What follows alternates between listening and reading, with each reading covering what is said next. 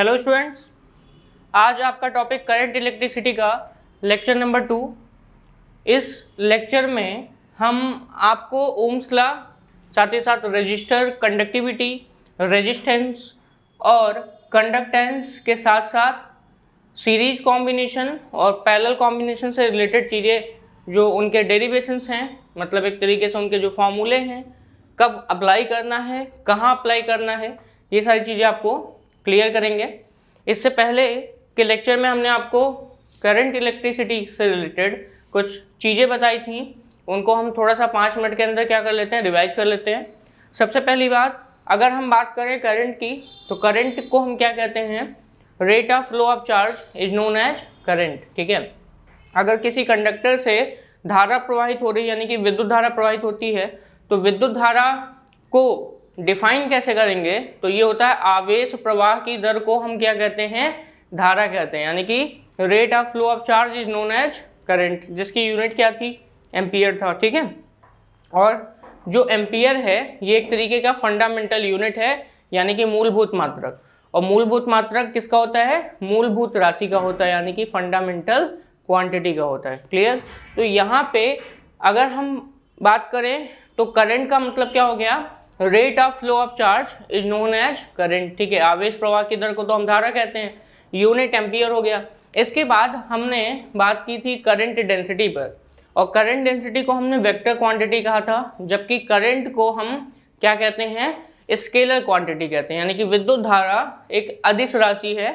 अदिश राशि कहने का मतलब क्या है कि इसमें दिशा, और अगर देखें तो वेक्टर अलजेब्रा को फॉलो नहीं करता। मतलब अगर हम बात करें तो अदिश राशि क्यों कहते हैं, क्योंकि जो करंट है, यानी कि जो इलेक्ट्रिक करंट है, यानी कि विद्युत धारा है, ये राशि वेक्टर अलजेब्रा यानी कि सदिश बीजगणित के नियमों का पालन नहीं करती है, और इसीलिए इसको हम स्केलर क्वांटिटी के अंतर्गत रखते हैं। ठीक है, देन आपका करंट डेंसिटी, जिसको हमने जे से डिनोट किया था, और हमने बताया था करंट डेंसिटी I/A से इसको हम इसका फार्मूला रिलेट करते हैं, और J इक्वल टू हमको क्या मिलता है, J इक्वल टू यहाँ पे I/A। यहाँ पे मैंने बताया था कि अगर हम करंट डेंसिटी की डिफिनीशन देनी चाहें, यानी कि परिभाषा, तो यहाँ पे क्या कहेंगे कि किसी कंडक्टर के किसी पॉइंट के, ठीक है, या किसी कंडक्टर का कोई एक पॉइंट ले लिया, उस पॉइंट का हमने अनुप्रस्थ काट का क्षेत्रफल यानी कि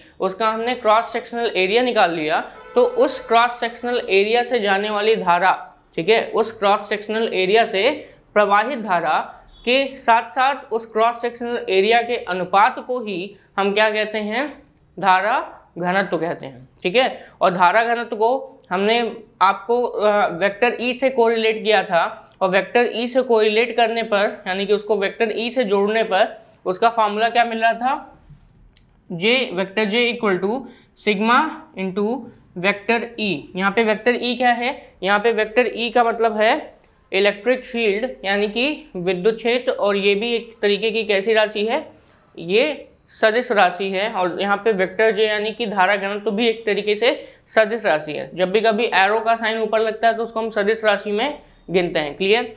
तो यहाँ तक तो आपको मैंने बताया। इसके बाद हमने बात की थी कि फ्री इलेक्ट्रॉन्स किसे कहते हैं, और फ्री इलेक्ट्रॉन्स अगर आपको पता है तो उसके साथ साथ आप क्या निकाल सकते हैं, आप मीन फ्री पाथ भी पता कर सकते हैं, रिलैक्सेशन टाइम भी पता कर सकते हैं, और ड्रिफ्ट वेलोसिटी को भी पता कर सकते हैं। तो यहाँ पर सबसे पहले जानना जरूरी है कि फ्री इलेक्ट्रॉन क्या है, और उससे भी पहले जानना ये जरूरी होता है कि सॉलिड, लिक्विड और गैस में इलेक्ट्रिसिटी का कंडक्शन कैसे होता है। तो अगर हम बात करें सॉलिड की, तो सॉलिड में इलेक्ट्रिसिटी का कंडक्शन होता है किसकी वजह से, अगर कोई सॉलिड मेटल है या कोई सॉलिड धातु यानी कि ठोस धातु है या ठोस चालक पदार्थ है, तो उसमें जो करंट का फ्लो होगा वो होगा ड्यू टू फ्री इलेक्ट्रॉन्स। अगर उसमें फ्री इलेक्ट्रॉन्स प्रेजेंट है तो ही उसमें धारा का प्रवाह होगा, अदरवाइज उसमें धारा का प्रवाह नहीं होगा। यहीं पे अगर बात करें हम लिक्विड्स की, तो लिक्विड्स में फ्री आयंस यानी कि आयंस होने चाहिए, और उन आयंस को हम धनायन और ऋणायन कहते हैं। जैसे कि वाटर में अगर हमने नमक घोल दिया, तो नमक यानी कि NaCl अपने आयंस में टूटेगा, और अपने आयंस में टूटने के बाद यानी कि Na+ और Cl- में वो टूट जाएगा, और जब भी कभी उस सोल्यूशन में आयंस में वियोजित हो जाएगा और जब वहाँ पे आयंस हैं तो इलेक्ट्रिसिटी आसानी से कंडक्ट होगी। यहीं पे अगर हम प्योर वाटर ले लें तो प्योर वाटर इलेक्ट्रिसिटी का अच्छा चालक नहीं माना जाता, यानी कि अगर बात करें तो विद्युत का अच्छा चालक नहीं माना जाता है। तो ये बात तो ध्यान में आ गई आपकी, ठीक है। और साथ ही साथ मैंने गैस के बारे में बताया, तो गैस के मॉलिक्यूल्स यानी कि गैस के जो अणु होते हैं इनको आयोनाइज करना जरूरी होता है, ठीक है। इनको क्या करना, आयोनाइज होना जरूरी है। अगर ये आयोनाइज नहीं होंगे तो ये भी इलेक्ट्रिसिटी का कंडक्शन नहीं कराएंगे। जैसे कि मैंने आपको एक एग्जाम्पल बताया था, इलेक्ट्रिक डिस्चार्ज ट्यूब, जिसको हम हिंदी में कहते हैं विद्युत विसर्जन नली। और इस नली में आपने पढ़ा होगा कि कैथोड रे और एनोड रे की डिस्कवरी की गई थी इसी विद्युत विसर्जन नली का उपयोग करके, ठीक है। कैथोड रे विलियम क्रुक्स द्वारा खोजा गया और वहीं पे गोल्डस्टीन द्वारा एनोड रे की उत्पत्ति हुई, ठीक है। मतलब एक तरीके से एनोड रे की डिस्कवरी हुई। अच्छा, अब यहाँ पर हम आगे बढ़ते थे और आगे बढ़ने के बाद हमने फ्री इलेक्ट्रॉन्स के लिए एक कंडक्टर का डायग्राम बनाया था। और उस कंडक्टर के डायग्राम में अगर हम देखें तो एटम्स दिखाए गए थे। और एटम्स क्या है, एक तरीके से अगर देखें तो they can not live in free state, मतलब एक तरीके से वो फ्री स्टेट में नहीं रह सकते। हमेशा वो क्या चाहते हैं, एटम्स हमेशा स्टेबल होना चाहते हैं। और एटम्स स्टेबिलिटी का मतलब वो हमेशा किसी ना किसी से कंबाइन होना चाहते हैं, यानी कि रासायनिक अभिक्रिया में भाग लेना चाहते हैं। तो वहीं पे एटम्स के लिए मैंने बताया था कि एटम अगर देखें तो रदरफोर्ड का मॉडल सबसे मतलब एक तरीके से ज़्यादातर कई समय तक, मतलब कुछ दिनों तक ये क्या किया गया, एक्सेप्ट किया गया। क्यों किया गया, क्योंकि इन्होंने नाभिकीय मॉडल बनाया था, यानी कि न्यूक्लियर मॉडल कहते हैं। इन्होंने न्यूक्लियस की डिस्कवरी की थी। तो एटम के अंदर अगर बात करें तो न्यूक्लियस होता है जिसको नाभिक कहते हैं, और नाभिक के चारों तरफ, ठीक है, इलेक्ट्रॉन्स निश्चित ऊर्जा की कक्षाओं में घूमते रहते हैं। ये बात बताई थी बोर ने, ठीक है। बोहर ने, किसने, अपने मॉडल के पॉस्टुलेट्स के अंतर्गत, ठीक है। बोहर्स का जो एटॉमिक मॉडल है, बोहर्स का एटॉमिक मॉडल, ये हम आपको एटॉमिक स्ट्रक्चर में पढ़ा चुके हैं। वहाँ पर इन्होंने बताया कि जो इलेक्ट्रॉन न्यूक्लियस के चारों तरफ घूमते हैं वो निश्चित ऊर्जा वाली कक्षाओं में घूमते हैं, जिनका अगर देखें तो वो अपना उस कक्षा में घूमते समय, यानी कि उस सेल के अंतर्गत या ऑर्बिट में घूमते समय ऊर्जा का निष्कर्षण या ऊर्जा का उत्सर्जन नहीं करते। वह सिर्फ तभी ऊर्जा का उत्सर्जन करते हैं जब ट्रांजिशन होता है, एक कक्षा से दूसरी कक्षा में जाना होता है। तो हमने यहाँ पे बात की थी, एटम है हमारे पास जिसके पास न्यूक्लियस है, और न्यूक्लियस के साथ साथ उसके चारों तरफ कक्षाएं हैं। उन कक्षाओं को हम कहते हैं कोष, और उन कोष को हम नाम देते हैं KLMN, या प्रिंसिपल क्वांटम नंबर के हिसाब से n = 1 2 3 4 ऐसे नाम देते हैं। अब आउटर मोस्ट सेल की बात करें तो आउटर मोस्ट सेल को हम क्या कहते हैं, वैलेंस सेल, यानी कि संयोजी कोष। और संयोजी कोष के इलेक्ट्रॉन को हम क्या कहते हैं, संयोजी इलेक्ट्रॉन। तो मैंने एक बात बोली थी कि अगर हमारे पास कोई मेटालिक कंडक्टर है, मेटालिक कंडक्टर का मतलब अगर हम बात करें हमारे पास कोई धात्विक चालक है, तो धात्विक चालक में इलेक्ट्रॉन्स जो होते हैं वो फ्री इलेक्ट्रॉन्स के रूप में पाए जाते हैं, आपको पता है। और ये इलेक्ट्रॉन्स हमेशा हमेशा हमेशा, मतलब अगर देखें तो जो मेटालिक कंडक्टर्स हैं, यानी कि जो धात्विक चालक हैं, उनमें नॉर्मल टेम्परेचर पर भी ये इलेक्ट्रॉन्स निकलते हैं, यानी कि इलेक्ट्रॉन्स पाए जाते हैं। क्लियर? क्यों नॉर्मल टेम्परेचर या नॉर्मल रूम टेम्परेचर पर भी इलेक्ट्रॉन्स उसमें पाए जाते हैं? क्योंकि जो वायर है उसको बाहर से हीट एनर्जी यानी कि टेम्परेचर मिल रहा है, और उस टेम्परेचर को पा करके जो एटम का आउटर मोस्ट सेल का इलेक्ट्रॉन है वो थोड़ा एक्साइटेड हो जाता है, अपनी कक्षा छोड़कर बाहर चला गया। तो ये गया कहाँ? कक्षा छोड़कर बाहर चले जाने का मतलब ये ना समझिए कि वायर छोड़ के चला गया, नहीं, वायर के अंदर ही है, जहाँ पर दो एटम्स के बीच में उसको स्पेस दिखेगा, वहाँ पे वो रैंडमली इधर उधर उसी एनर्जी से घूमने लगेगा। अब रैंडमली घूम रहा है, तो रैंडमली जब घूमेगा तो उसका उच्च ऊष्मीय वेग होगा, जिसको 10⁵ मीटर/सेकंड के आसपास मैंने आपको बताई थी, लगभग 10⁻⁵ मीटर/सेकंड इतनी उसकी थर्मल वेलोसिटी होती है, उच्च ऊष्मीय वेग से घूमता है। वहीं पे आप जिस एटम से इलेक्ट्रॉन निकला वो एटम अब पॉजिटिव हो गया, यानी कि कैटायन में कन्वर्ट हो गया। तो कैटायन जहाँ था वहीं है, बस इलेक्ट्रॉन निकल गया। इसी निकले हुए इलेक्ट्रॉन को जो रैंडमली यानी कि अनियमित रूप से इधर उधर स्पेस में मूव कर रहा है इर्रेगुलर तरीके से, कभी इधर जा रहा है, कभी ऐसे जा रहा है, कभी इधर जा रहा है, तो उसको हमने नाम दिया फ्री इलेक्ट्रॉन का। और फ्री इलेक्ट्रॉन यानी कि मुक्त इलेक्ट्रॉन का। और इन्हीं मुक्त इलेक्ट्रॉनों की वजह से ही किसी मेटालिक कंडक्टर में धारा का प्रवाह होता है। अगर मुक्त इलेक्ट्रॉन ना हो तो धारा का प्रवाह नहीं होगा, यानी कि करंट की कंडक्शन यानी कि इलेक्ट्रिक करंट की कंडक्टिविटी या कंडक्शन नहीं हो पाएगा, तो विद्युत चालन नहीं होगा। तो इसके बाद हमने बताया कि मान लेते हैं हम कंडक्टर को, ठीक है, या हमारे पास जो चालक पदार्थ है या वायर है, उस वायर को हमने किसी बैटरी से जोड़ दिया। अब बैटरी से जोड़ने पर हुआ क्या, जब हमने उसको बैटरी से जोड़ा देन उसमें एक इलेक्ट्रिक फील्ड डेवलप हो गया जो हाई पोटेंशियल से लो पोटेंशियल की तरफ डेवलप हो गया। हाई पोटेंशियल उधर डेवलप होगा जिधर बैटरी का पॉजिटिव टर्मिनल जुड़ा है, और लो पोटेंशियल यानी कि निम्न विभव उस तरफ डेवलप होगा जिधर बैटरी का निगेटिव टर्मिनल जुड़ा हुआ है। ठीक है, तो ये आपका एक इलेक्ट्रिक फील्ड डेवलप हो गया पॉजिटिव प्लेट से निगेटिव की तरफ, या पॉजिटिव वायर की टर्मिनल से निगेटिव वायर के टर्मिनल की तरफ। तो ये जो इलेक्ट्रिक फील्ड है, इसमें अगर हम किसी इलेक्ट्रॉन का मूवमेंट देखें तो इलेक्ट्रॉन पे निगेटिव चार्ज है, और निगेटिव चार्ज हमेशा इलेक्ट्रिक फील्ड में लो पोटेंशियल से हाई पोटेंशियल की तरफ जाता है।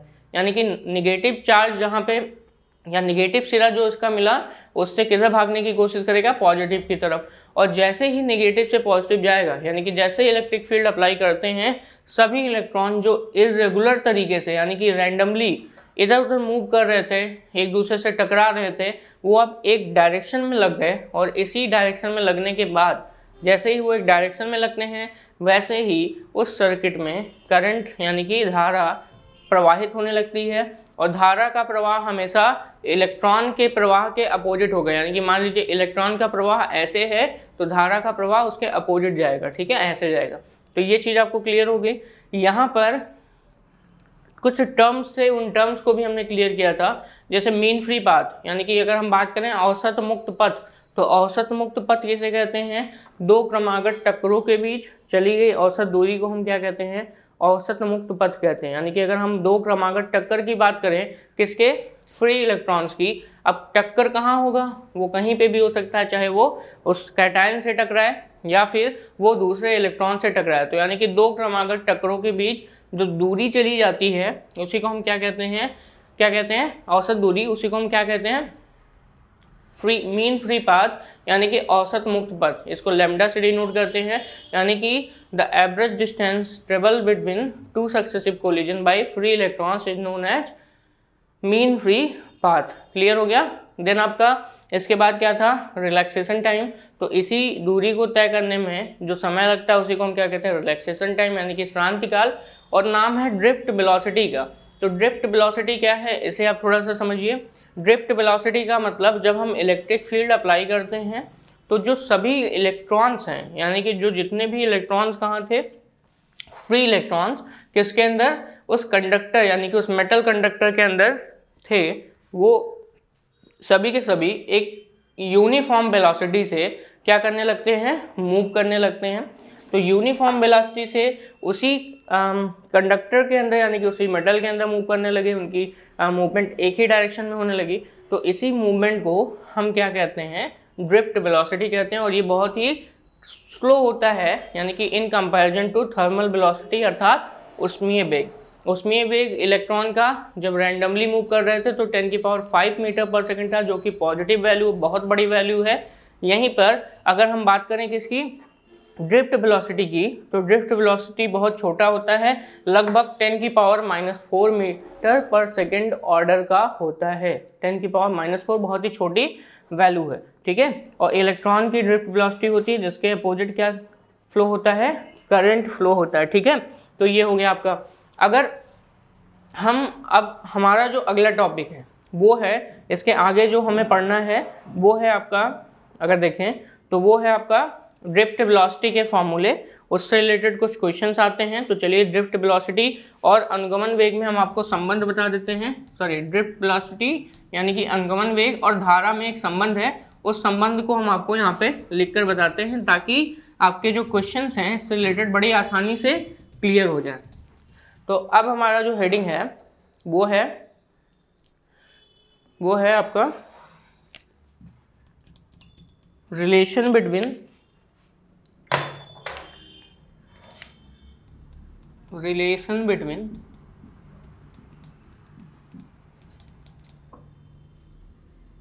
ड्रिफ्ट वेलोसिटी, जिसको हम किससे डिनोट करते हैं, वीडी, एंड करंट। तो ये हमारा रिलेशन है जिसको हम किससे डिनोट करते हैं, आई से। इसको हिंदी में अगर लिखें तो ड्रिफ्ट वेलोसिटी को कहते हैं अनुगमन वेग व धारा में संबंध, अनुगमन वेग व धारा में संबंध। क्लियर। चलिए, अनुगमन वेग को वीडी से डिनोट करते हैं, तो इसके लिए जो फॉर्मूला है ये आता है I = NEA VD। ये फॉर्मूला है I = NEA VD। अब यहाँ पे जो चीज़ें हैं वो क्या क्या हैं, जैसे कि N है तो इसको कहते हैं number of electron per unit volume of the conductor. मतलब आपके पास एक कंडक्टर है तो यहाँ पे जो N है, N को हम कहते हैं number of electron per unit volume of conductor. ठीक है, इसको हम ये कहते हैं। मतलब अगर हम देखें तो number of electron per unit volume of conductor, यानी कि चालक के एकांक आयतन में उपस्थित इलेक्ट्रॉन, चालक के एकांक आयतन में उपस्थित इलेक्ट्रॉन। वीडी नाम से ही पता चल रहा है अनुगमन वेग है, यानी कि अगर हम देखें तो ड्रिफ्ट वेलोसिटी ए क्या है, ए है, इसको हम कहते हैं एरिया ऑफ क्रॉस सेक्शन। ठीक है, इसको एरिया ऑफ क्रॉस सेक्शन यानी कि अनुप्रस्थ काट का क्षेत्रफल कहते हैं। ठीक है, अनुप्रस्थ काट का क्षेत्रफल। ठीक है, यहीं पे n हो गया। E क्या है, E है चार्ज ऑफ इलेक्ट्रॉन, मैग्नीट्यूड उसका 1.6 × 10⁻⁻19 कूलम। ये मैग्नीट्यूड है, साइन इसमें नहीं रखते हैं। साइन यहाँ E का मतलब होता है चार्ज ऑफ इलेक्ट्रॉन।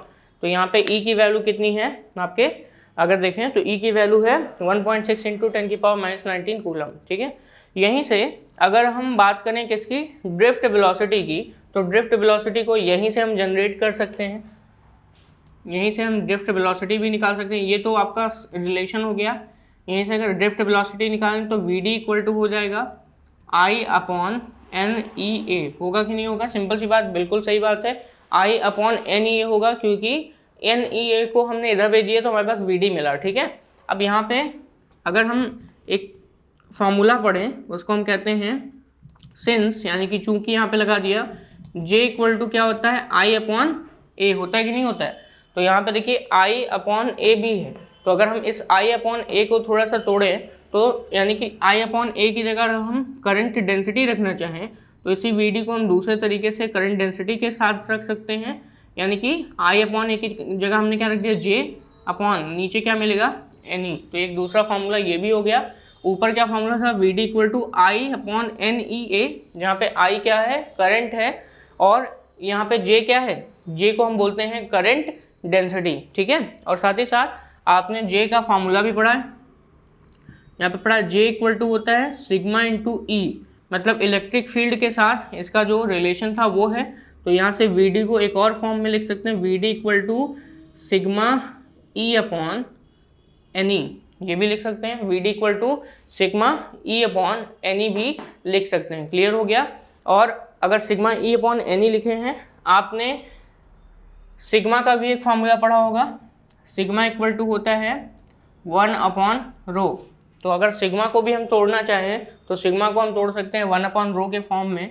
तो यहाँ से हो जाएगा VD = E/, अब सिग्मा को हमने तोड़ दिया है तो सिग्मा की जगह वैल्यू लिखेंगे 1/ρ, तो नीचे मल्टीप्लाई हो जाएगा ρ, तो ये जाएगा ρNE। ये भी एक फार्मूला है। ठीक है, तो ये यहाँ पे एक फार्मूला ये मिला, ड्रिफ्ट वेलोसिटी का ये फार्मूला मिला, ड्रिफ्ट वेलोसिटी का करंट डेंसिटी के टर्म में ये मिला, वहीं पे इलेक्ट्रिक फील्ड के टर्म में ये मिला, और वहीं पे रो और इलेक्ट्रिक फील्ड, रो को बोलते हैं रेजिस्टिविटी। ठीक ठीक है। तो रेजिस्टिविटी के टर्म्स में वो मिला, और यहीं पे इलेक्ट्रिक फील्ड को भी हम तोड़ सकते हैं। इलेक्ट्रिक फील्ड को हम लिखते हैं E इक्वल टू, अगर लिखे हैं तो इसको हम लिखते हैं V अपॉन L। क्या लिखते हैं? V upon L। और यहाँ पे वैल्यू पुट कर दें अगर, तो इस वैल्यू को पुट करने के बाद जो VD E की जगह V upon L value put कर दें, तो VD की जो एक और वैल्यू मिलेगी वो मिलेगी V upon rho into N into E into L। ये भी एक फार्मूला मिलता है, जहाँ पे V क्या है? V को कहते हैं इलेक्ट्रिक पोटेंशियल, यानी कि विद्युत विभव। तो यहाँ पे जो टर्म्स हैं उनको मैं एक बार और लिख देता हूँ या समझा देता हूँ आपको। अगर आपसे पूछा जाए अनुगमन वेग व धारा में संबंध, तो फार्मूला होता है I इक्वल टू NEAVD। कितना होता है? I इक्वल टू NEAVD होता है, जहाँ पे N क्या है? Number of electron per unit volume of the conductor, यानी कि चालक के प्रति एकांक आयतन में उपस्थित इलेक्ट्रॉन की संख्या, ठीक है। फिर यहाँ पर क्या है आपका? ये हो गया N हो गया। E को हम क्या बोलते हैं? चार्ज ऑफ इलेक्ट्रॉन, यानी कि इलेक्ट्रॉन पे आवेश कितना होता है? 1.6 इंटू 10⁻⁻19 कूलम। A क्या है? क्रॉस सेक्शनल एरिया, यानी कि चालक का अनुप्रस्थ काट होता है। VD तो जानते हैं अनुगमन वेग कहते हैं इसको, I को करंट कहते हैं। अब इसको दूसरे फॉर्म में VD equal to I upon NEA, I upon A को हम करंट डेंसिटी के रूप में लिखते हैं, तो यहाँ पे हो जाएगा J अपॉन NE, ठीक है। देन आपका यहाँ पे J के बाद फिर आपका क्या है? अगर हम J को लिखें तो सिग्मा इंटू E के फॉर्म में भी लिख सकते हैं। तो सिग्मा इंटू E के फॉर्म में अगर लिखेंगे तो यहाँ पे J की जगह सिग्मा E रख दिया, तो मिला क्या हमको? ये मिला NE मिला, ठीक है। क्या मिल गया? NE मिल गया। अब सिग्मा E अपॉन NE मिला। अगला फार्मूला, सिग्मा को हम 1 अपॉन रो के रूप में लिख सकते हैं, क्योंकि सिग्मा को हम क्या कहते हैं? कंडक्टिविटी, और कंडक्टिविटी रेजिस्टिविटी का उल्टा होता है। तो sigma equal to 1 upon rho, यहाँ पे VD equal to 1 upon rho हो गया, क्योंकि हमने सिग्मा की जगह 1 अपॉन रो रख दिया। E मतलब इलेक्ट्रिक फील्ड, इलेक्ट्रिक फील्ड को भी हम लिख सकते हैं V अपॉन L। यहाँ पे V क्या है? यहाँ पे अगर हम बात करें किसकी? V की, तो V है यहाँ पे, इसको बोलते हैं इलेक्ट्रिक पोटेंशियल। इसको हम क्या नाम देते हैं? इलेक्ट्रिक पोटेंशियल का नाम देते हैं। इलेक्ट्रिक पोटेंशियल मतलब इसको कहते हैं विद्युत विभव। क्या नाम देते हैं? विद्युत विभव का नाम देते हैं। क्लियर हो गया? तो यहाँ पर ये चीज़ें आपकी क्लियर हैं, और साथ ही साथ जो VD यानी कि जो फॉर्मूले हैं किसके? अनुगमन वेग के, ये भी आपको क्लियर कट वे में पता चल गया है, ठीक है। तो यहाँ से आप इसके वैल्यू निकाल सकते हैं। अब ध्यान से सुनिए, यहीं पे कुछ रिलेशन है, वो किसमें? इलेक्ट्रिक फील्ड और ड्रिफ्ट वेलोसिटी में। आप देख रहे हैं इलेक्ट्रिक फील्ड हमेशा डायरेक्टली प्रोपोर्शनल है इलेक्ट्रिक फील्ड के हर एक फॉर्मूले में, इसमें भी डायरेक्टली प्रोपोर्शनल है इलेक्ट्रिक फील्ड के। तो अगर हम बात करें इलेक्ट्रिक फील्ड और ड्रिफ्ट वेलोसिटी में रिलेशन का, तो VD यानी कि drift velocity is directly proportional to electric field, यानी कि विद्युत क्षेत्र का मान जितना बड़ा होगा उसकी ड्रिफ्ट वेलोसिटी भी उतनी भी बड़ी होगी, यानी कि greater the electric field larger will be the drift velocity, ठीक है। ये चीज़ आपकी क्लियर हुई। अब यहाँ पर जो अगला टॉपिक है वो है मोबिलिटी, ठीक है, वो है मोबिलिटी। अगर बात करें मोबिलिटी, तो मोबिलिटी को हम कहते हैं drift velocity per unit electric field is known as mobility of electron. मतलब सीधी सीधी बात, ड्रिफ्ट वेलोसिटी के रिस्पेक्ट में अगर हम मोबिलिटी निकालें, तो मोबिलिटी यानी कि गतिशीलता भी एक टर्म है। इसको समझने के लिए सबसे पहली बात तो आपको समझना पड़ेगा कि ये है क्या। तो चलिए हम अब अगले टॉपिक पे आते हैं। ये तो हमारा रिलेशन हो गया किस किस चीज़ों में? आपके अनुगमन वेग धारा में, और साथ ही साथ कई सारे अदर रिलेशन भी हमने आपको समझा दिए।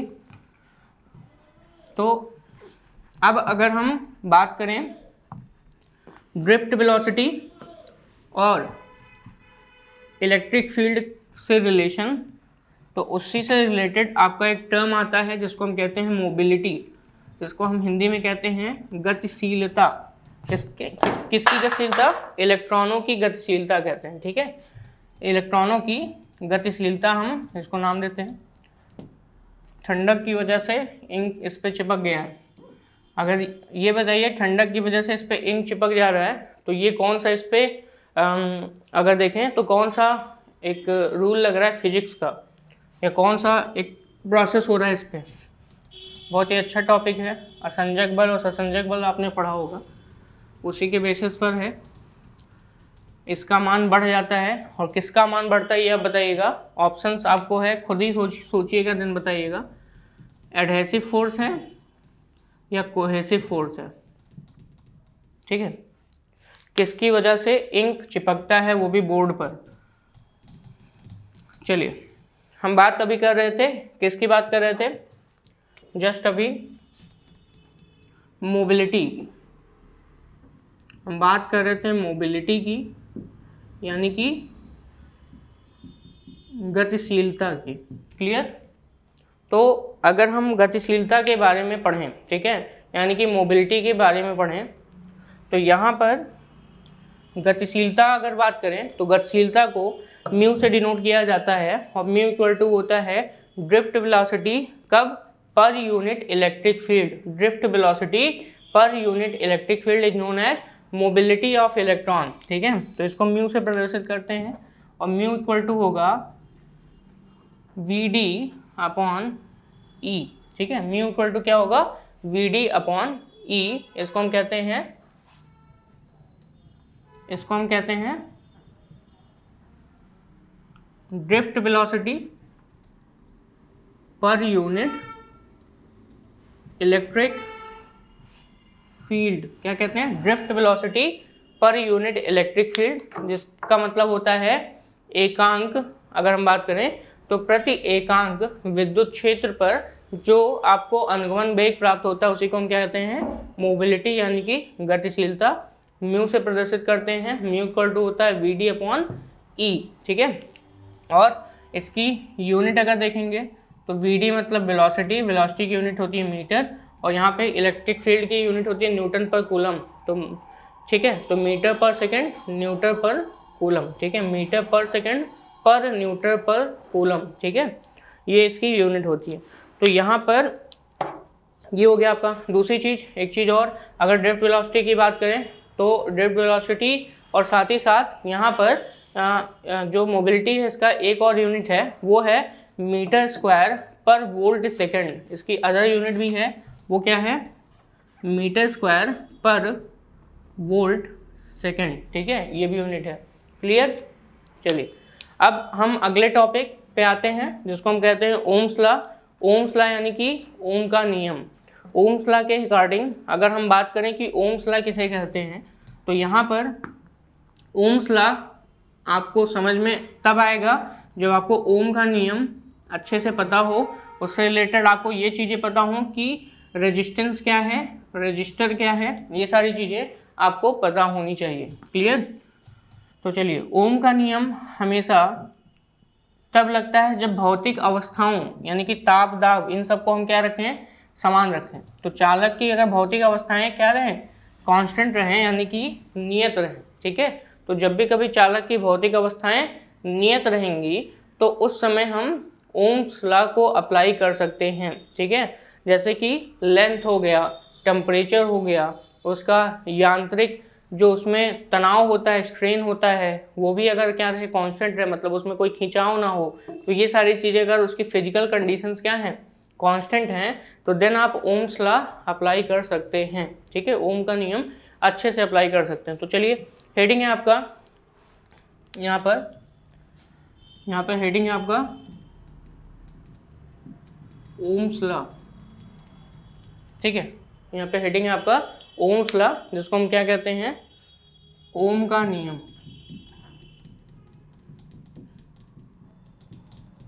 पूरा नाम क्या था, जॉर्ज साइमन ओम नाम था पूरा। क्लियर।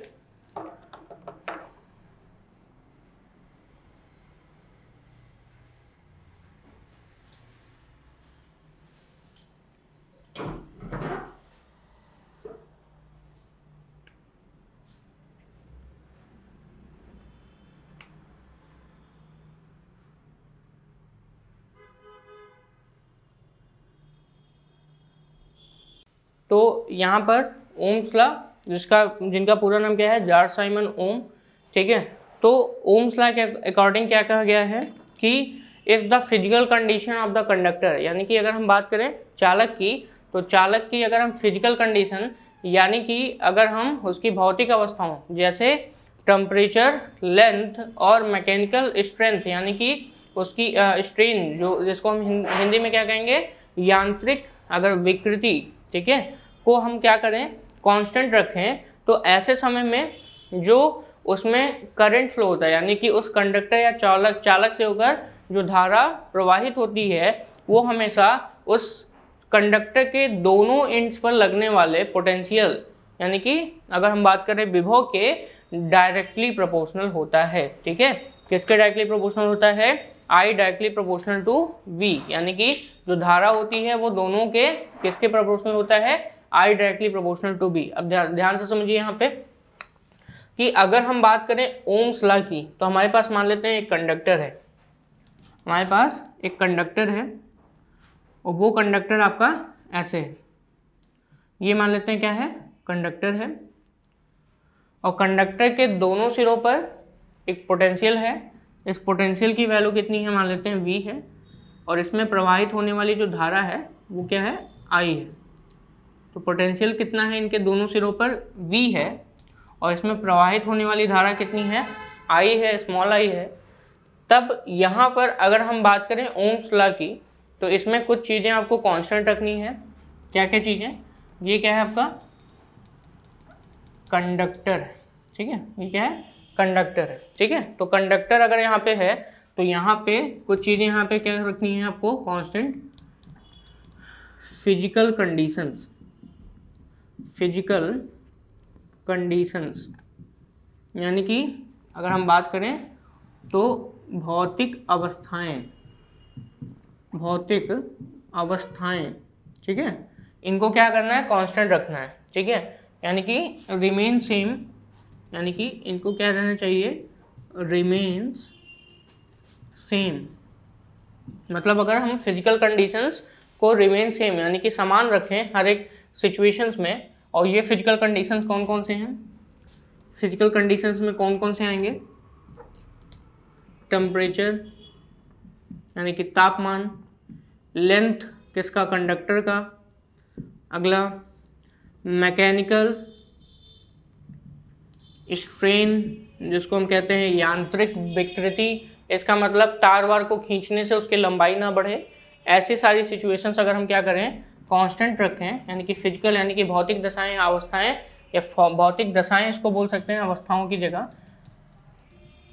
दशाएं अगर हम क्या करें?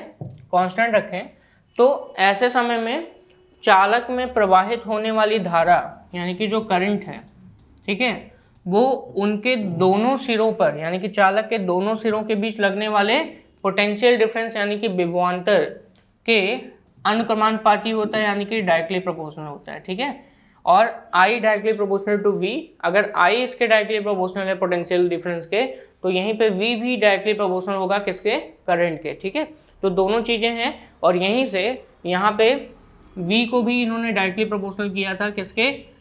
करंट के। तो दोनों चीज़ें सेम हैं। चाहे आप डेफिनेशन में ऐसे लिखो कि अगर हम किसी चालक की फिजिकल कंडीशंस यानी कि भौतिक दशाओं को क्या रखें? कांस्टेंट रखें। और भौतिक दशाओं में जैसे ताप, दाब, ठीक है, ताप हो गया, ठीक है, साथ ही साथ आपका लेंथ हो गया, लंबाई हो गया, और यहीं पे अगर बात करें किसकी? मैकेनिकल स्ट्रेन की यानी कि यांत्रिक विकृति की, तो इसको अगर हम कांस्टेंट रखें तो उसके सिरों के बीच लगने वाला पोटेंशियल डिफरेंस यानी कि विभवांतर, उसमें प्रवाहित धारा के अनुक्रमानुपाती होता है। तो ऐसे भी लिख सकते हैं V directly proportional to I। तो ये भी आपका है, तो इसको लेके हम चलते हैं V directly proportional to I। और ऐसे समय में अगर कभी भी प्रोपोर्शनलिटी का कांस्टेंट हटाते हैं, ठीक है, प्रोपोर्शनलिटी का कांस्टेंट हटाएंगे तो V इक्वल आएगा, और इक्वल के साथ एक कांस्टेंट की वैल्यू आती है जिसको हम किससे डिनोट करते हैं? I से। तो V equal to R into I। यहाँ पे R क्या है? इसी R को हम बोलते हैं कांस्टेंट, यानी कि एक नियतांक है। इस R को हम कहते हैं रेजिस्टेंस। क्या कहते हैं? रेजिस्टेंस। हिंदी में इसको हम नाम देते हैं किसका? प्रतिरोध का नाम देते हैं। ठीक है, तो रेजिस्टेंस यानी कि प्रतिरोध। और रेजिस्टेंस जो है एक किसी रजिस्टर का होता है या वायर का होता है, तो इसीलिए हम इसको नाम देते हैं, इसकी वैल्यू को नाम देते हैं रेजिस्टेंस। और जिसकी वजह से धारा के प्रवाह में दिक्कत पैदा होती है, उस सर्किट कंपोनेंट को हम रेजिस्टर यानी कि प्रतिरोधक का नाम देते हैं। ठीक है, तो चलिए अब यहाँ पे तो आपने ये पढ़ लिया है। ठीक है, प्रोपोर्शनलिटी कांस्टेंट जिसको क्या कहते हैं, अनुक्रमानुपाती का कांस्टेंट जिसको R से डिनोट करते हैं, इस R को हम नाम क्या देते हैं, रेजिस्टेंस का नाम देते हैं, जिसको विद्युत प्रतिरोध या इलेक्ट्रिक रेजिस्टेंस भी कहते हैं। ठीक है, अब यहाँ पे कुछ टर्म्स हैं, मतलब एक तरीके से ओम्स लॉ के लिए कुछ चीज़ें बताई गई, वो क्या हैं, Ohm's law is not a universal law, मतलब हर जगह ये अप्लाई नहीं होता है। मतलब एक तरीके से अगर देखें तो जैसे बोलते नहीं कि सार्वभौमिक सत्य, मतलब सभी जगह वो बात सत्य ही होगी, ऐसा नहीं होता है। कुछ होते हैं जो ओम्स लॉ को फॉलो करते हैं और कुछ होते हैं जो ओम्स लॉ को फॉलो नहीं करते हैं। जो सब्सटेंस ओम्स लॉ को फॉलो करते हैं उनको हम ओमिक सब्सटेंस कहते हैं या ओमीय पदार्थ कहते हैं। वहीं पे कुछ सब्सटेंस जो ओम्स लॉ को फॉलो नहीं करते हैं उनको हम नॉन ओमिक सब्सटेंस कहते हैं। क्लियर? जब भी कभी आप V और I के बीच, ठीक है, V और I के बीच ग्राफ खींचेंगे तो हमेशा आपको ग्राफ स्ट्रेट लाइन मिलेगा। ठीक है, हमेशा ग्राफ आपको स्ट्रेट लाइन मिलेगा, यानी कि जो रेजिस्टेंस होगा वो आपको हमेशा कैसा मिलेगा, स्ट्रेट लाइन मिलेगा। ठीक है, मतलब एक तरीके से नियत रूप से कांस्टेंट वैल्यू है, कांस्टेंट के लिए जब भी कभी आप खींचेंगे तो आपको ग्राफ कैसा मिलेगा, एक तरीके से सीधा मिलेगा एकदम। तो ये चीज़ आप समझ गए। ओम्स लॉ किसे कहते हैं, ओम का नियम कब लगता है, जब हम चालक की भौतिक दशाओं को क्या रखें, कांस्टेंट रखें, जिनमें भौतिक दशाएं आपके सामने यहाँ पे लिखी हुई हैं। साथ ही साथ ऐसे समय में जब भौतिक दशाएं समान हैं तो उस समय चालक के सिरों के बीच लगने वाला विभवांतर उसमें प्रवाहित धारा के अनुक्रमानुपाती होता है, यानी कि the voltage applied across the ends of the conductor is directly proportional to the current flowing through it, यानी कि इससे प्रवाहित होने धारा के डायरेक्टली प्रोपोर्शनल है। और वहीं पे अगर हम ये साइन हटाते हैं किसका, प्रोपोर्शनलिटी का, तो प्रोपोर्शनलिटी का साइन हटाने पर V equal to R I, यानी कि रेजिस्टेंस इंटू आई मिलता है। R क्या है, कांस्टेंट है। इस कांस्टेंट को हम बोलते हैं इलेक्ट्रिक रेजिस्टेंस, यानी कि विद्युत प्रतिरोध कहते हैं। ठीक है, तो चलिए यहाँ तक तो हमने पढ़ लिया। अब हमें पढ़ना है कि ओम्स लॉ किस सब्सटेंस पे लगते हैं। तो जिस सब्सटेंस पे ओम्स लॉ अप्लाई होगा उसको हम कहते हैं ओमिक सब्सटेंस, और जिस सब्सटेंस पे नहीं अप्लाई होगा उनको हम कहते हैं नॉन ओमिक सब्सटेंस कहते हैं। क्लियर? ठीक है, तो नॉन ओमिक सब्सटेंस कहते हैं और एक को हम क्या कहते हैं, ओमिक सब्सटेंस कहते हैं। चलिए अब यहाँ पे आपका ये V equal to R I वाला फॉर्मूला क्लियर हो गया। देन आपका यहाँ पे हम ओम्स लॉ को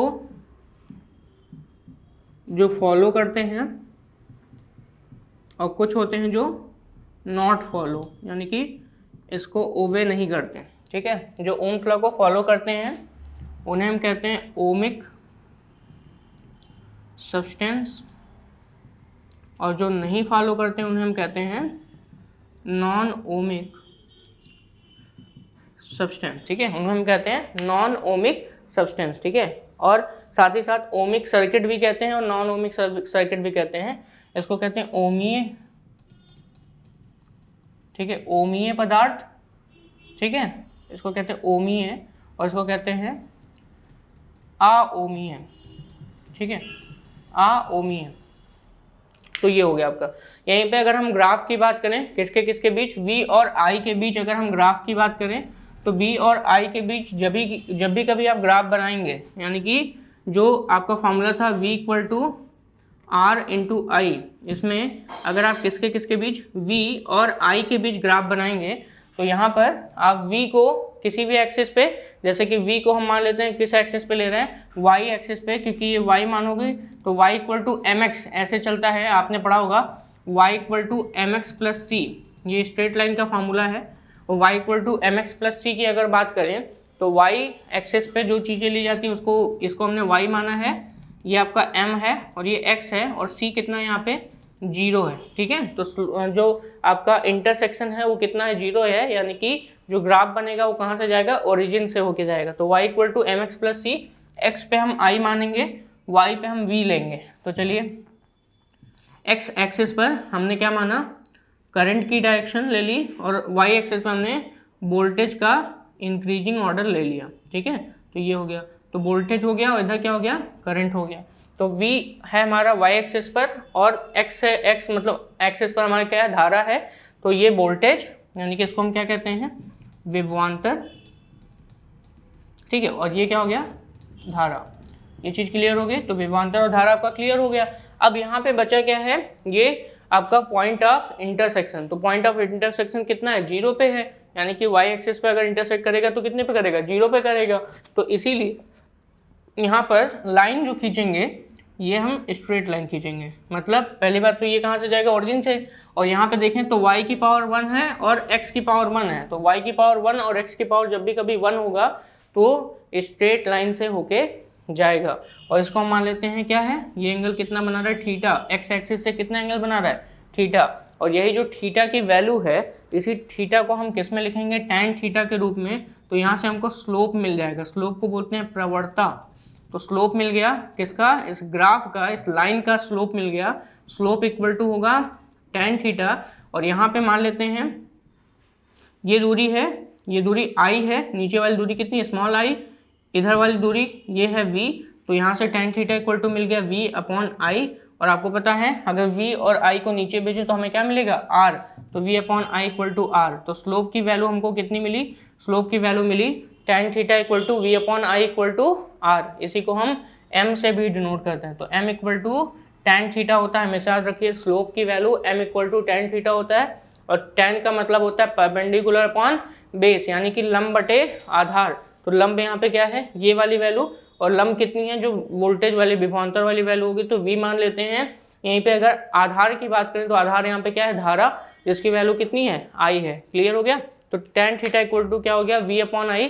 और v अपॉन i को हम क्या लिखते हैं, रेजिस्टेंस। तो यहाँ पे जो स्लोप है किसका, वोल्टेज और करंट के ग्राफ का, वो कहाँ से मिल रहा है, वोल्टेज और करंट के ग्राफ का वो किससे मिल रहा है, स्लोप, वो मिल रहा है रेजिस्टेंस यानी कि प्रतिरोध से। तो ये जो लाइन आपको दिख रही है सीधे स्ट्रेट लाइन जा रही है, ये तो स्ट्रेट लाइन फॉर्मूला हो गया y equal to M X plus C. जहाँ पे ये आपका मैथ्स के टॉपिक में आप पढ़ते हो जब भी कभी, तो वहाँ पे स्ट्रेट लाइन का फॉर्मूला दिया जाता है y equal to M X plus C. तो ये भी स्ट्रेट लाइन है, बस यहाँ पे स्लोप कितना है, जो है वो r के बराबर आया है, क्योंकि m की जगह अगर देखें तो m की जगह r है, ठीक है।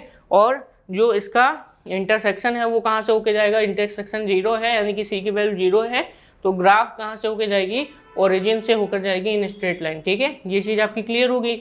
यहीं पे क्वेश्चन ये भी बनता है कि मान लेते हैं हमारे पास अलग अलग टेम्परेचर है, तो अलग अलग टेम्परेचर पे रेजिस्टेंस कैसा मिलेगा।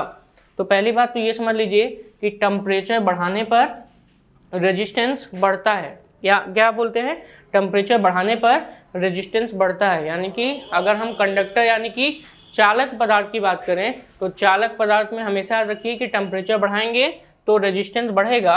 यानी कि अगर हम किसी दूसरे ग्राफ की यहाँ पे बात करें, और दूसरा ग्राफ अगर हम 2 टेम्परेचर पे बनाना चाहें, ठीक है, वो भी कौन सा ग्राफ, VI ग्राफ, यानी कि जो हमारा वोल्टेज धारा ग्राफ है, इसी धारा ग्राफ को अगर हम किसी 2 टेम्परेचर पे बनाएं, वो टेम्परेचर कौन है, T1 है, और दूसरा टेम्परेचर कितना है, T2 है। और ये मानते हैं कि जो हमारा टेम्परेचर T1 है वो ग्रेटर देन है किसके, T2 से।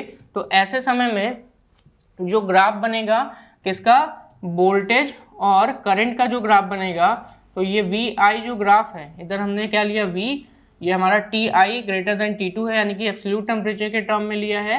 और ये आपका क्या है, करंट है। तो ये करंट इधर इंक्रीज करेगा, वोल्टेज इधर y एक्सिस की तरफ इंक्रीज करना चाहिए।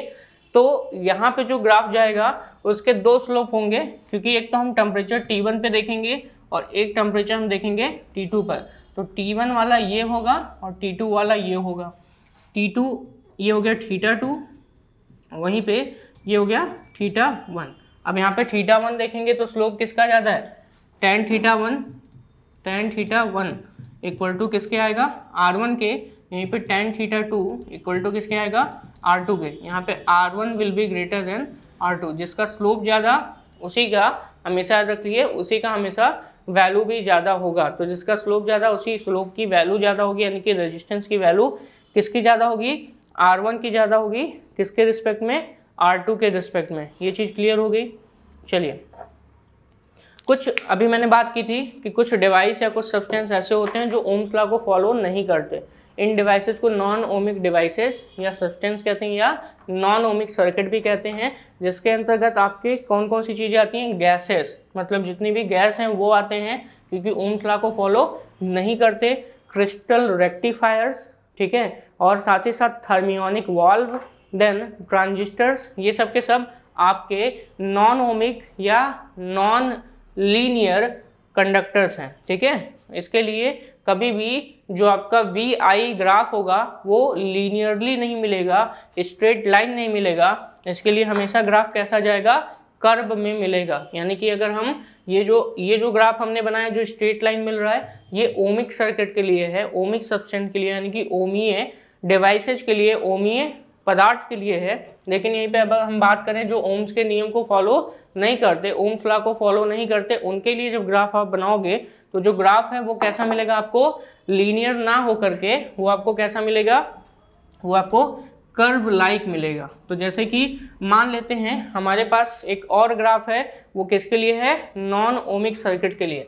तो नॉन ओमिक सर्किट के लिए जो ग्राफ मिलेगा उसमें आपको V इधर मानेंगे और I इधर मानेंगे, ठीक है।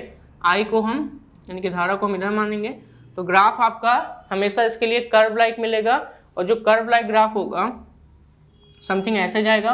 तो जो स्लोप चेक करना होगा तो उसके लिए हम पहले उस पर टेंजेंट डालेंगे, और टेंजेंट डालने के बाद तब हमें स्लोप पता चलेगा, ये तब हमको जाके स्लोप पता चलेगा। यानी कि किसी भी पॉइंट पर अगर देखें तो रेजिस्टेंस अलग अलग मिल रहा है, यानी कि टेंजेंट अलग अलग मिलेंगे और टेंजेंट का एंगल भी अलग अलग होगा। ऐसे समय में अगर आप देखें तो इस ग्राफ में आपको अलग अलग रेजिस्टेंसेज मिल रहे हैं, और ये रेजिस्टेंसेज अलग अलग हैं। यानी कि नॉन ओमिक सर्किट में हमेशा ये चीज़ें क्या होती हैं, मतलब जो रेजिस्टेंसेज हैं वो आपको अलग अलग मिलेंगी। क्लियर हो गया।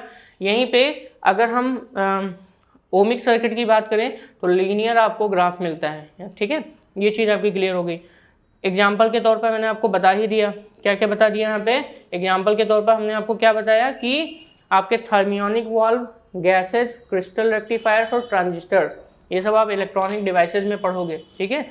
और इलेक्ट्रॉनिक डिवाइसेज में जब पढ़ोगे तो वहाँ पे आपको आसानी से समझ में आ जाएगा। तो चलिए अब हमारा अगला टॉपिक है रेजिस्टेंस, यानी कि प्रतिरोध। तो प्रतिरोध किसे कहते हैं, एक तरीके की अगर देखें तो इस सब्सटेंस की प्रॉपर्टी होती है, यानी कि खुद पदार्थ की एक प्रॉपर्टी है, यानी कि विशेषता है। तो रेजिस्टेंस किसे कहते हैं, यानी कि प्रतिरोध किसे कहते हैं, ठीक है। चलिए, प्रतिरोध की अगर हम बात करें तो धारा में या धारा के प्रवाह में जब कोई दिक्कत पैदा होती है तो उसी घटना को हम क्या कहते हैं, प्रतिरोध कहते हैं, ठीक है। यानी कि धारा के प्रवाह को जो अपोज करेगा उसी को हम क्या कहेंगे, प्रतिरोध कहेंगे। उसी के मान को हम क्या कहते हैं, प्रतिरोध कहते हैं, यानी कि रेजिस्टेंस का नाम देते हैं, ठीक है। तो चलिए अब हमारा टॉपिक है रेजिस्टेंस, इसके बारे में थोड़ा सा जान लेते हैं कि डेफिनेशन क्या है। रेजिस्टेंस यानी कि हिंदी में क्या कहेंगे, प्रतिरोध, ठीक है। और ये क्या है, ये है property of substance, property of substance यानी कि पदार्थ का एक गुण है, ठीक है। खुद एक पदार्थ का गुण है जिसके द्वारा ये अपने अंदर होने वाले आवेश प्रवाह को, यानी कि धारा के प्रवाह को रोकने का कार्य करता है, यानी कि उसके मोशन को अपोज करने का काम करता है, उसके मोशन को विपरीत दिशा में ले जाने का काम करता है, यानी कि उसको रोकने का काम करता है। और इसी को हम क्या कहते हैं, रेजिस्टेंस यानी कि प्रतिरोध कहते हैं।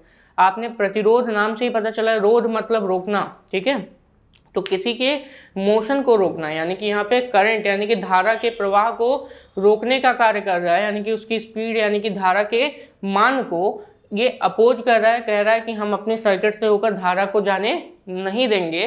तो इसी को हम क्या कहते हैं, रेजिस्टेंस यानी कि प्रतिरोध कहते हैं। तो resistance is the property of substance which opposes the motion of current in itself. मतलब अगर हम बात करें तो ये अपने ही कंडक्टर की एक प्रॉपर्टी है, यानी कि सब्सटेंस की प्रॉपर्टी है। आज तक कोई ऐसा कंडक्टर नहीं है जिसका रेजिस्टेंस बिल्कुल ही जीरो हो। आइडियल कंडक्टर नहीं होता है, रेजिस्टेंस कुछ ना कुछ किसी ना किसी में पाया जाता है, तो इसीलिए रेजिस्टेंस की वैल्यू थोड़ी बहुत तो होती है, भले ही बेस्ट कंडक्टर ही क्यों ना हो, बट उसमें भी रेजिस्टेंस की वैल्यू होगी, कुछ ना कुछ होगी। तो resistance is the property of substance by which it opposes the motion of current flowing through itself, मतलब इसी के अंदर जाने वाले, जो अंदर से प्रवाहित होने वाली धारा के जो मोशन है, यानी कि जो प्रवाह है, उसको रोकने का कार्य कौन करता है? प्रतिरोध करता है। ठीक है, और यहीं पे अगर हम बात करें प्रतिरोध की, तो प्रतिरोध के कुछ फॉर्मूले हैं जिन पर प्रतिरोध यानी कि रेजिस्टेंस डिपेंड होता है। क्या है? पहला, अच्छा यहाँ पे एक चीज़ और समझ ले, जो चीज़ हमने लिखी प्रॉपर्टी ऑफ सब्सटेंस, यानी कि पदार्थ का ही गुण है। किसका गुण है? पदार्थ का गुण है। ठीक है, ये क्या करता है? Opposes the motion of current. ठीक है, इसका मतलब धारा के प्रवाह को रोकने का, उसमें हिंड्रेंस पैदा करता है, यानी कि रोकने का प्रयास करता है, प्रयास करता है। ठीक है, ये हो गया। यहीं पे अब हम बात करें रेजिस्टेंस किन किन चीज़ों पे डिपेंड करता है, तो डिपेंडेंसी यानी कि फैक्टर्स की बात करें। ठीक है, किन किन फैक्टर्स पे डिपेंड करता है? फैक्टर्स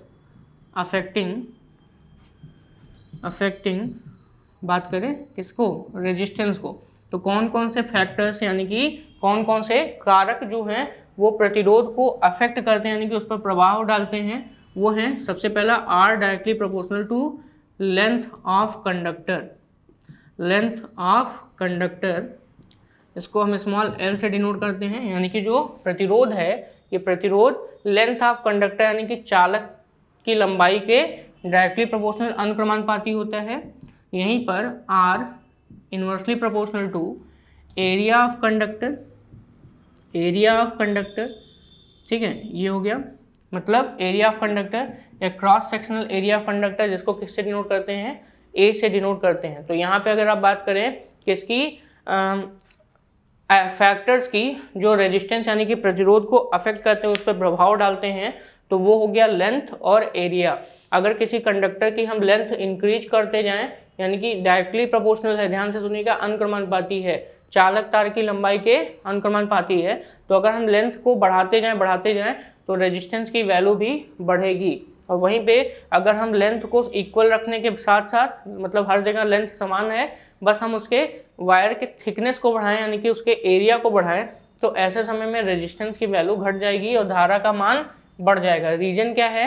अगर हम किसी पतले वायर को लें, उसकी लेंथ बढ़ाते चले जाएं, तो आपको पता है किसी पतले सड़क पर चलने में और बहुत दूर तक चलने में, आप बाइक लेके जा रहे हो, आपको एक बहुत ही पतली यानी कि सकरी सड़क मिल गई, रोड मिल गया, और उससे लेकर के आप बहुत दूर तक जा रहे हो, तो आपका पेट्रोल कम होगा कि नहीं होगा? बीच बीच में आप ब्रेक लगाओगे कि नहीं लगाओगे? सिंपल सी बात। तो पेट्रोल कम हुआ, बाइक लेके जा रहे थे, धीरे धीरे बहुत खर्चा हो गया पेट्रोल का। तो रेजिस्टेंस का मतलब ही होता है हिंड्रेंस कॉज करना, और जितना ज़्यादा लेंथ बढ़ेगा उतना ही ज़्यादा रेजिस्टेंस की वैल्यू भी बढ़ती है, यानी कि यहाँ पे जितना ज़्यादा रूट ज़्यादा होगा यानी कि उतनी ही बड़ी उसमें रेजिस्टेंस पैदा होगा। ठीक है, और वहीं पे अगर हम बात करें किसकी, एरिया की, तो मान लेते हैं एक पतली सड़क और एक चौड़ी सड़क का एग्जांपल ले लेते हैं।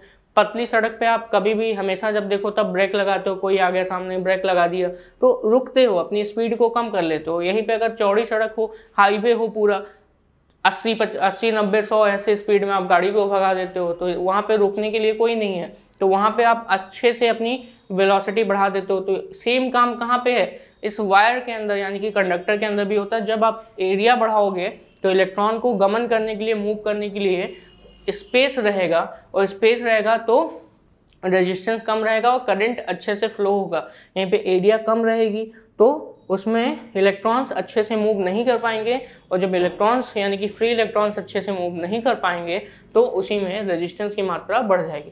तो यानी कि एरिया अगर ज़्यादा है तो रेजिस्टेंस कम होगा, और रेजिस्टेंस अगर एरिया कम है तो रेजिस्टेंस यानी कि प्रतिरोध की वैल्यू ज़्यादा होगी। तो यहाँ से अगर हम इन दोनों को कंबाइन करें तो R directly proportional to L/A मिलेगा। इस साइन को अगर हम हटाना चाहें तो R इक्वल टू, यहाँ पे एक कांस्टेंट आएगा रो इंटू L/A, ये फार्मूला मिलता है आपको रेजिस्टेंस का, यानी कि प्रतिरोध का, किसके साथ साथ लेंथ और एरिया के टर्म्स में। और यहाँ पे जो रो है इसको हम स्पेसिफिक रेजिस्टेंस या रेजिस्टिविटी कहते हैं। क्या कहते हैं? स्पेसिफिक रेजिस्टेंस या रेजिस्टिविटी कहते हैं। क्लियर? रेजिस्टिविटी कहते हैं। ठीक है, तो आज के इस लेक्चर में आपको रेजिस्टेंस तक मैंने बताया। ठीक है, इसके आगे की जो टॉपिक्स हैं जैसे कि आपके सीरीज कॉम्बिनेशन, पैरेलल कॉम्बिनेशन, ये आपको हम नेक्स्ट वीडियो में बताएंगे। Thank you so much.